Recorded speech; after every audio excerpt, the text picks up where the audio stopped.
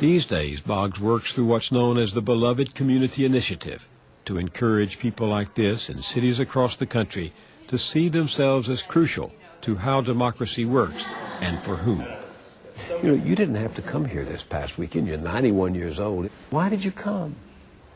Because I think the initiative that I am part of, the Beloved Communities Initiative, is identifying and helping to bring together small groups who are making this cultural revolution that we so urgently need in our country. And I see this as part of a pilgrimage which human beings have been embarked on for thousands and tens of thousands of years. People think of evolution mainly in terms of anatomical changes. I think that we have to think of evolution in terms of very elemental human changes. And so we're evolving, both through our knowledge and through our experiences, to another stage of humankind. Well, so revolution and evolution are no longer so separate. But the economic system doesn't reflect this evolution. Outsourcing of jobs, the flight of capital, the power of capital over workers, all of that the system isn't catching up with this. Well, you don't expect the system to catch up. I mean, the system part of the system. What I think is that not since the 30s have the American people, the ordinary American, faced such uncertainty with regard to the economic system. In the 30s, what we did was we confronted management, and were able thereby to gain many advantages, particularly to gain a respect for the dignity of labor.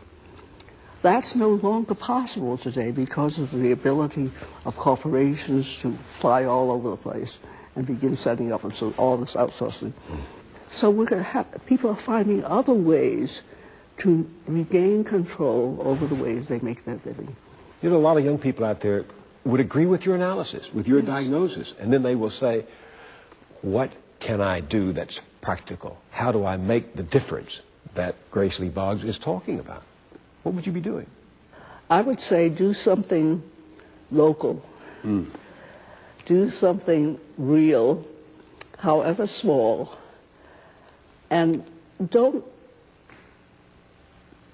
diss the political things, but understand their limitations. Don't diss them? Disrespect them. Disrespect them? But understand their limitations. I mean, politics, there was a time when we believed that if we just achieved political power, we would solve all our problems. And I think what we've learned through the experiences of the Russian Revolution, all those revolutions, that those who try to get power in the state become part of the state. They become locked into the practices.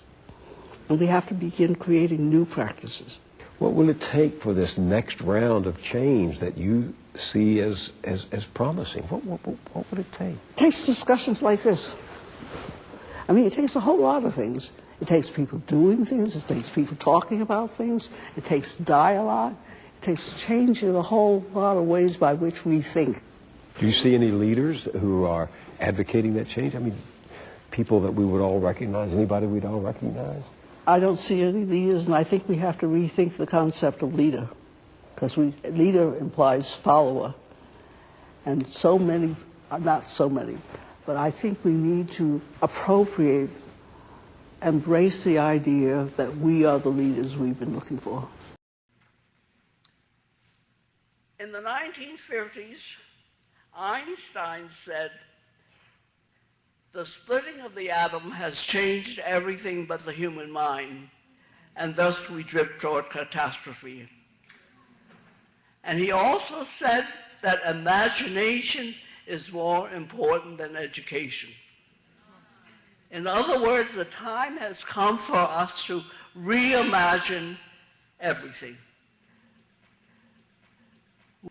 We have to reimagine work and go away from labor. We have to reimagine revolution and get beyond protest. We have to reimagine revolution and think not only about the change in our institutions, but the changes we have to make in ourselves. We are at the stage where the people in charge of the government and of industry are running around like chickens with their heads cut off. And it's up to us to reimagine the alternative and not just to protest against them and expect them to do better.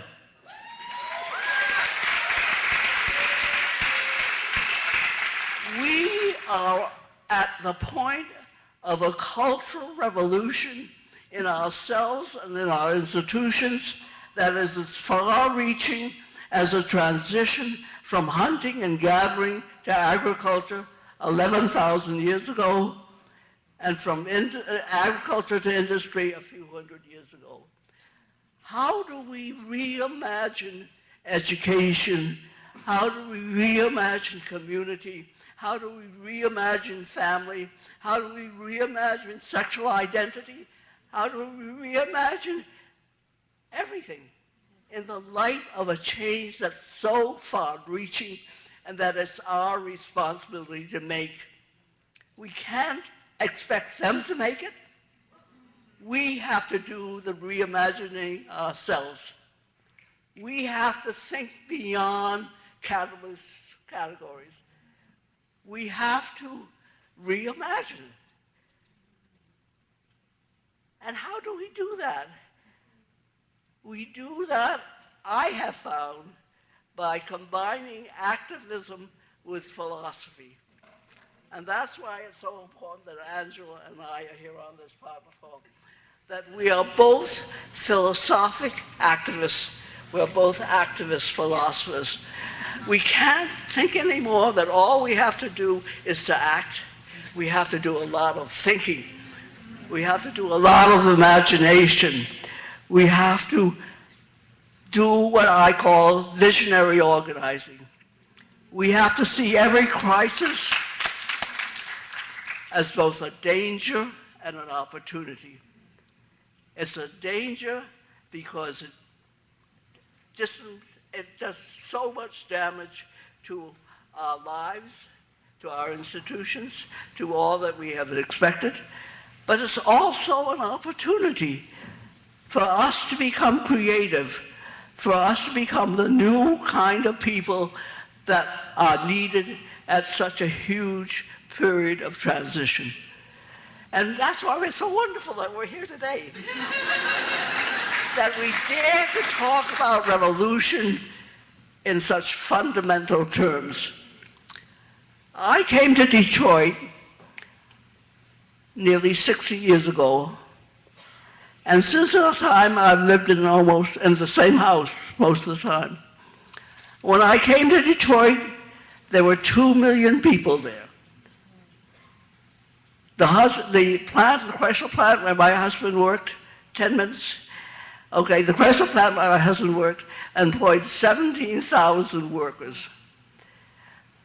Within another year, I mean, outside my house, if you threw a stone up in the air, you'd hit a Chrysler worker on the way down. Within the next year, the 17,000 workers at the Chrysler plant had dwindled to 2,000.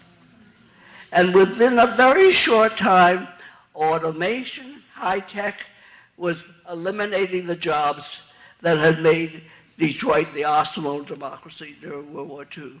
How do we grapple with a change as remarkable as that? How do we take advantage of high-tech to create a new mode of production? How do we use it to make ourselves more self-reliant and more productive? I mean, we have to reimagine work. We can't talk about jobs anymore. We can't beg for jobs or hope for jobs. And we have to recognize that jobs during the industrial period were actually a way of fragmentation of our humanity. And that we began to depend on higher wages and consumer goods to compensate for our dehumanization. We have to create forms of work that create community, that involve and expand our humanity. I mean, that's where we are. And that's how we have to talk about revolution these days. And that's how each of us, has begun to think we have to get rid of the old ideas of leadership and fellowship and begin to think and use our imaginations to create the new. We have been very lucky in Detroit that out of the devastation of deindustrialization, we have recognized the need to create a post-modern, a post-industrial society. We are doing that. And I urge you to come to Detroit this July and get an idea of, to share the experience of the American Revolution that we're making and to begin to do your own visionary organizing back in your own community.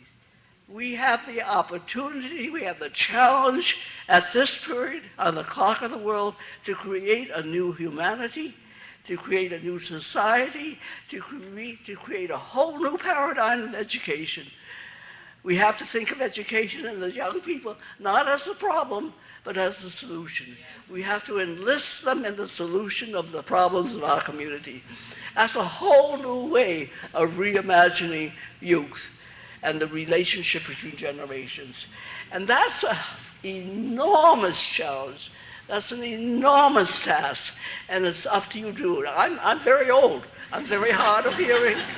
I'm very shaky on my feet. Thank goodness Charlotte is here, captioning everything that's being said so that I can read it. Because my eyesight is better than my hearing. And so, anyway, that's all I want to say.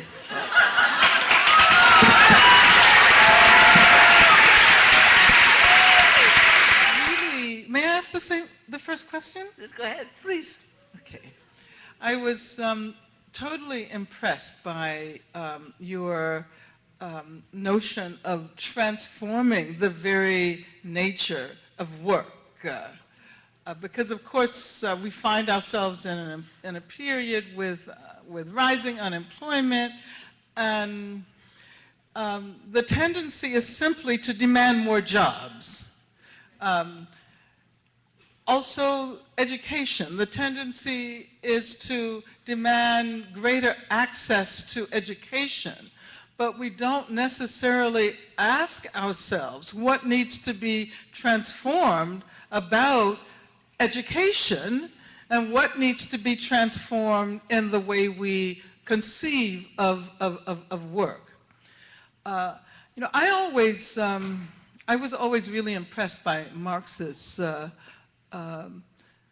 notion that through our labor we externalize our own creative impulses, and that actually work should be fulfilling. Workers should possibly be able to have the same relationship to that which they produce as artists have to their art.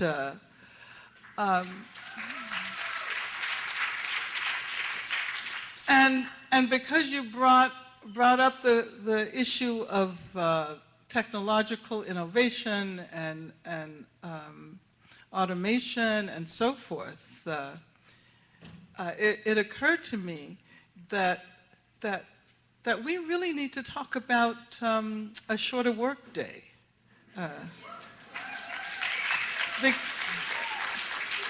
I mean, if it seems to me that by now, given all of the struggles for shorter work days that have been going on for decades and decades, and somehow or another we got stuck with the 8-hour day, I don't understand why we didn't go to 6 hours. And from there, why we didn't go to 4 hours. By now, the workday really should be 4 hours, so that even if the work isn't as fulfilling as we would like it to be, we would have the rest of our time to engage in more fulfilling and more creative activities. It seems to me that we need to talk not only about the hours of work, but about the difference between the way women look at work and the way you have a job. You have jobs that demean you, that dehumanize you, that fragment you, that make you appendage to a machine, and you make up for it by demanding higher wages or shorter hours. What we need is the kind of work that women do, not counting the hours because they care. And that's a real transformation from a patriarchal concept of work to a matriarchal concept of work. And that's where we are. I mean, we are so deeply fundamental in terms of our human identity at this moment. And until we've approached this moment with that challenge in mind, we're going to get lost.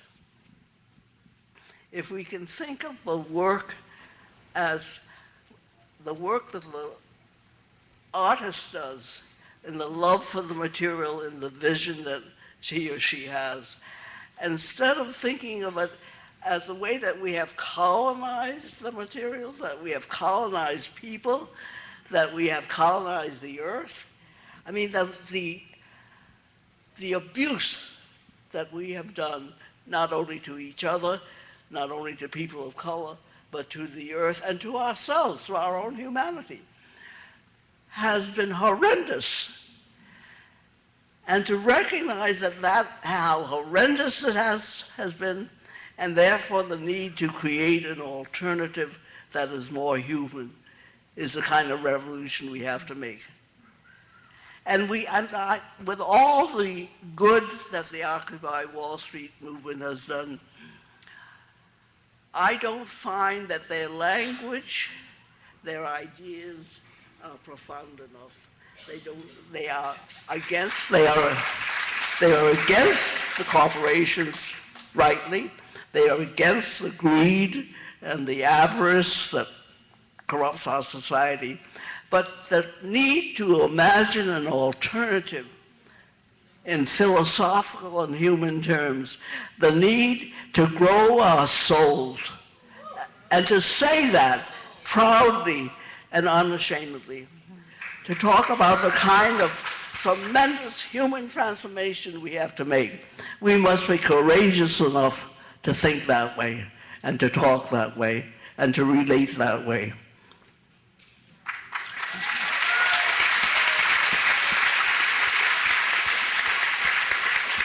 I mean, I do think the Occupy phenomenon is important, but it isn't a solution. It's an opening. It's a beginning. How do we take advantage of the opening? Exactly. That's the question. How do we take advantage of the opening? You know, one of the things that I heard some people saying, there are just a lot of homeless people around the encampments. But why wouldn't there be homeless people around the encampments? I mean, one of the things I thought was really important about that period, when there were encampments in 900 cities around the world, was that people who were relatively affluent had to learn how to cohabit the same space with homeless people, and to begin to work through strategies of being together. And I think that was a promise. That was a moment of promise. I don't know, maybe I'm the inveterate optimist. No, I think you're right. I think when we stopped just marching and began to stay in one place and face the issues that were challenging, like the homeless, that we could move. Our imaginations of a new way of creating a harmonious society were challenged. And that's where we are. It's a wonderful, wonderful time to be alive.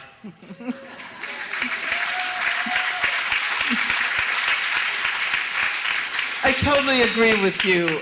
Those of us who've been around for a little while, and I am often referred to as an elder. And I'm not sure exactly what that means, I know but it's what it okay. means. It means being hard of hearing.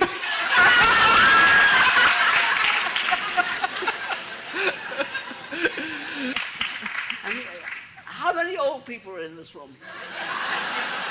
Raise your hand. How do we reintegrate the set generations? Let's begin tomorrow to do those things, those very human things. Begin creating those relationships, those human relationships that we need to evolve, to continue evolving. Let's see that as our work. I mean, Martin Luther King said that we must rapidly make the transition from a thing-oriented to a person-oriented society. Let's take that as our challenge. How do we do that? How do we take responsibility for all our security? How do we restore the neighbor to the hood? How do we take responsibility for growing our own food instead of depending on these huge corporations which use all this gas and produce global warming and also give us polluted, contaminated food with additives? I mean, these are very human questions, and the revolution has to be around questions like that and not just questions of how do I get more money.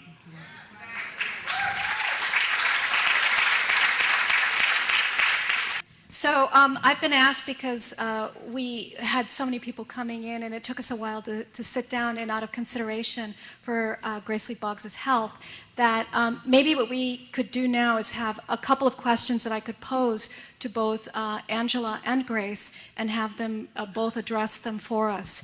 And it looks like we won't have time for the Q&A since we've been trying to stay within the 6 o'clock, the 2-hour range, out of consideration for our guests. So one of the questions I would like to ask both of you is if you could tell us, really following the conversation that you have been having, if you could speak to us more about this concept that Grace talks about, growing our souls in community by building community. What do you mean by that? You know, growing our souls in community by building community. How can we understand that? Well, I hope, I first used the concept of growing our souls about 10 years ago in a speech. And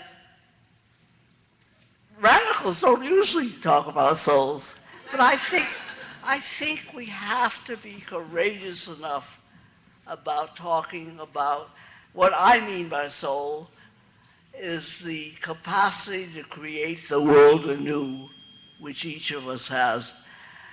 And how do we talk about that with one another? How do we, because it's important to talk.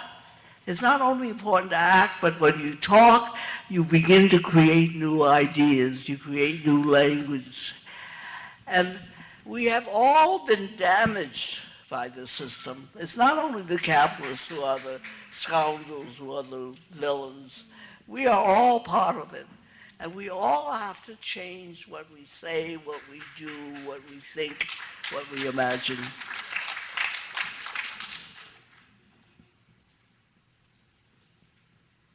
Thank you. Angela, would you also address, what kind of resonances that has for you, thinking about, soul and growing that in community? Well, I can say very briefly that in this era of neoliberalism, we have all learned how to imagine ourselves primarily as individuals. It is as if we have forgotten that we are always members of communities. And I'm totally seduced by your notion of growing the soul and growing a soul that experiences itself in the context of communities and collectivities. There is the tendency to think of ourselves as isolated individuals, and of course this is what what the capitalists have achieved, and capitalism is grounded in that notion that the individual, the possessive individual, is the primary unit of society. And if we are to move toward revolutionary approaches, we have to relearn, and I say relearn because I think that that somewhere deep inside we all should recognize that we are connected to each other and to every single being on this planet. So thank you so much for that wonderful notion of growing our souls in community. I also want to take advantage of having these two amazing intellects on stage with us to help us think about nonviolence today, because historically in the left, it has been a really difficult thing to try to think about. How do we produce change through nonviolence? And are we talking about nonviolence on the individual personal level as well as the social? What is the relationship that both of you see between practices and politics of nonviolence on the personal level and as well as in all the various communal levels? Well, I think that this relates to what we're talking about growing our souls. I was not a supporter of Martin Luther King during the early period because I was more in Detroit talking about Black Power and Malcolm. But when violence began to break out among us, I think we had to begin rethinking. Why is nonviolence such an important, not just a tactic, not just a strategy, but an important philosophy? Because it respects the capacity of human beings to grow. It gives them the opportunity to grow their souls, and we owe that to each other. And I used to think of it in very purely political, narrow, superficial terms. But, you grow older, you grow wiser.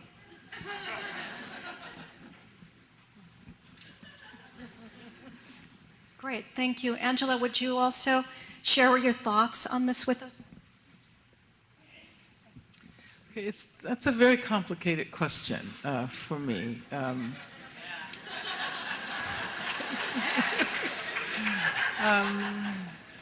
Because when we raise the question of nonviolence, I think that in the very first place, we have to acknowledge that the purveyors of the vast majority of violence in the world are the nation states with the vast militaries, the U.S.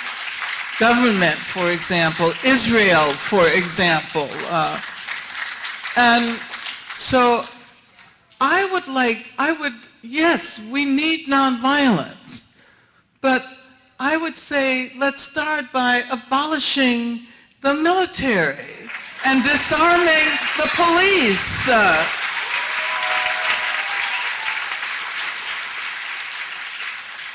Because it seems to me that so much of the violence that we inflict on each other is linked in some way or another to that institutional violence. And this is one of the wonderful insights of what has often been called women of color feminism, that private violence or intimate violence or privatized violence is very much connected to institutionalized violence. Violence in the streets is connected to violence in the suites. Violence that happens in terms of sexual violence is linked to the fact that violent strategies are embraced by the corporations, by governments. So I think a truly revolutionary strategy would allow us to imagine ways of abolishing violence in all of its manifestations. All of you who are clapping, I suggest you do some more thinking.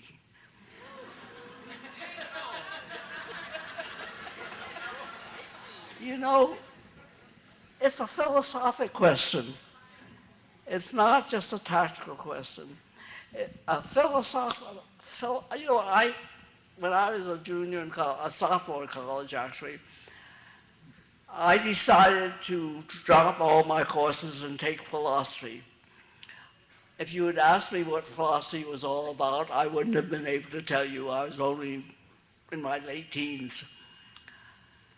But as I've grown older, I realize that philosophy has to do with how we value ourselves as human beings, and how we look at ourselves, and how we relate to reality. And that it's something that requires a lot of courage, because everybody else wants to act. And they think that they quote, philosophers only contemplate reality, the thing is to change it.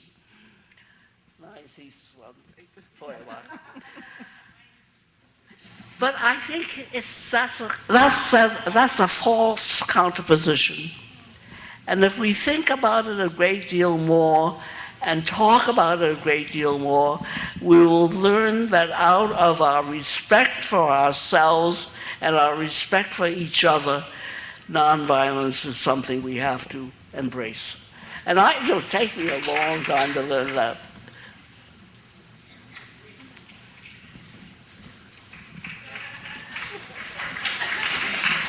Okay. I want to actually ask Grace and Angela if they will just say one more thing to us, because I think that also, like as a guide for all of us right now, we've been trying to rethink how do we work together in community, and the importance of grassroots work. I think sometimes we ask ourselves, are we doing enough? Is this group too small? And so I would just, if you would, I'd just like to ask you for a few words about that, your thoughts about the grassroots community work and its impact on the larger kinds of social justice issues to which we're committed. Well, I'd like to say something about the crisis that we faced in Detroit in the 1980s. In the wake of the rebellions, a lot of violence had broken out in the city. Out of many of the veterans who were coming back from the Vietnam War, we were developing a crack society, a lot of crack, a lot of violence against one another. And the question, what Coleman Young, who was the first black mayor of Detroit, proposed was that we should create a casino industry to create jobs, because he said the lack of jobs was responsible for the violence. And we said no. The alternative was to involve the young people in the rebuilding, the redefining, and the re-inspiriting of the city from the ground up. And we created this program called Detroit Summer. And Shay Howell was the coordinator of the first Detroit Summer for the years thereafter.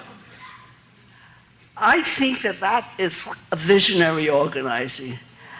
How do we rebuild? How do we redefine? How do we re-spirit our communities and one another? That's our challenge. And we can't say and expect Obama or Mitt Romney, whatever, to abolish the war in Afghanistan. I mean, they have put us in those wars. They have created the crisis. They are not going to solve it.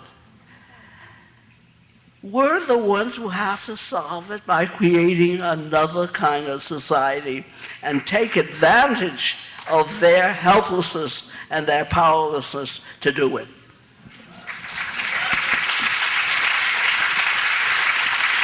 Thank you, Grace. Okay. I'm going to say something that may be a bit controversial, since we're talking about revolution. I'm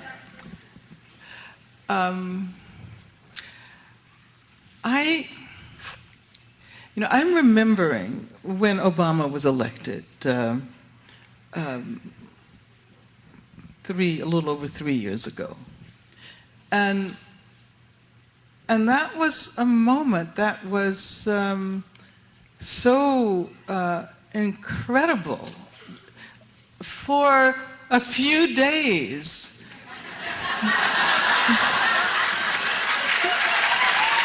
the whole world was transformed. Do you remember? And, I keep telling myself, I have to remember what it felt like to walk down the streets of Oakland and people that you did not know would come up and hug you. And people were singing in the streets and dancing in the streets. Of course, we've forgotten that. And an enormous amount of grassroots organizing enable that victory.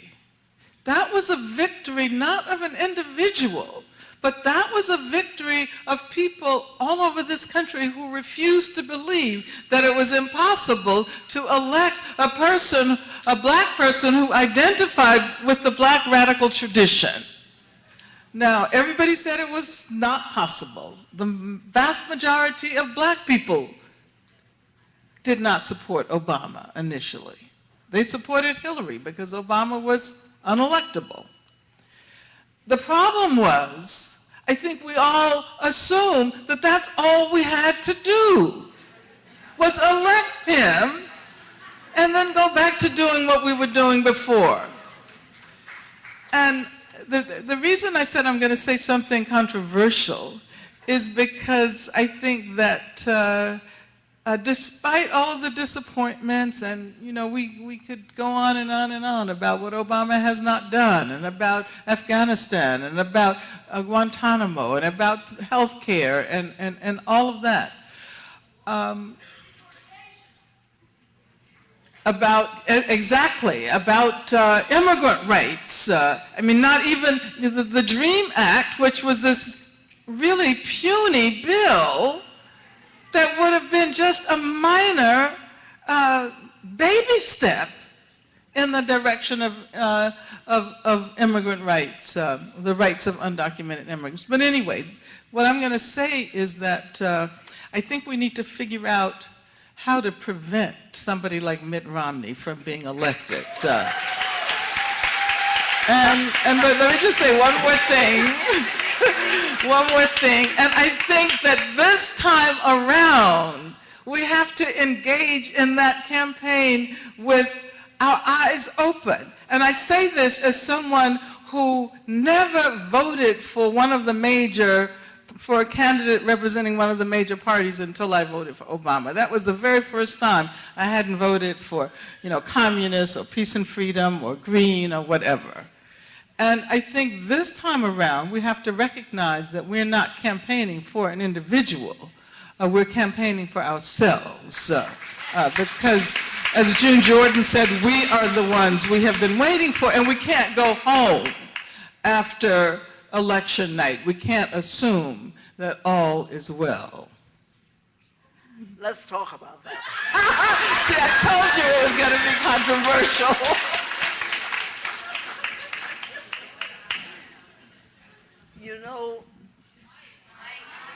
The civil rights struggle was a tremendous victory to be celebrated.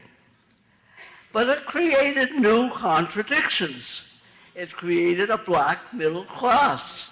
It created black legislators. It created black presidents. One black president thus far.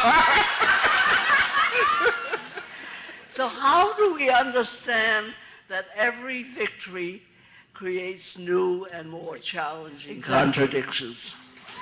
How do we prepare for that? How do we always think dialectically and recognize that one divides into two? Otherwise, we get stuck. And that's why philosophy is so important. To think dialectically and not biologically. Because the danger in our society is to think biologically. I totally agree with you on that. And we have to...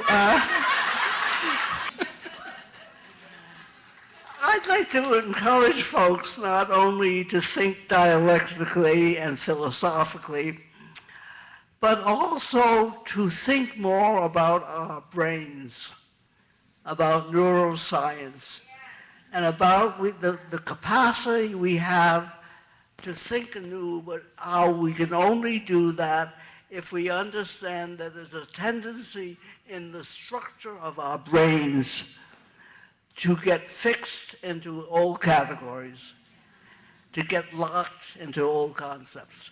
And that's why our philosophy is really important. So I hope that everyone will emerge from this conversation thinking dialectically, thinking philosophically, thinking about growing our souls.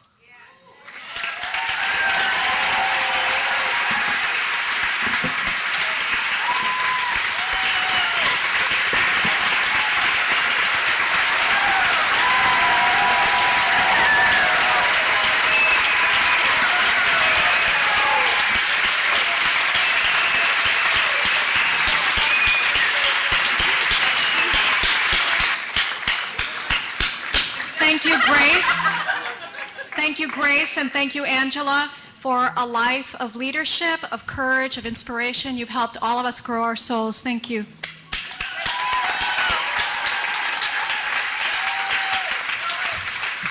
Thank you all for coming. I also just want to say that Grace has graciously offered to stay a little bit after to sign books with the Boggs Center table in the back. Thank you.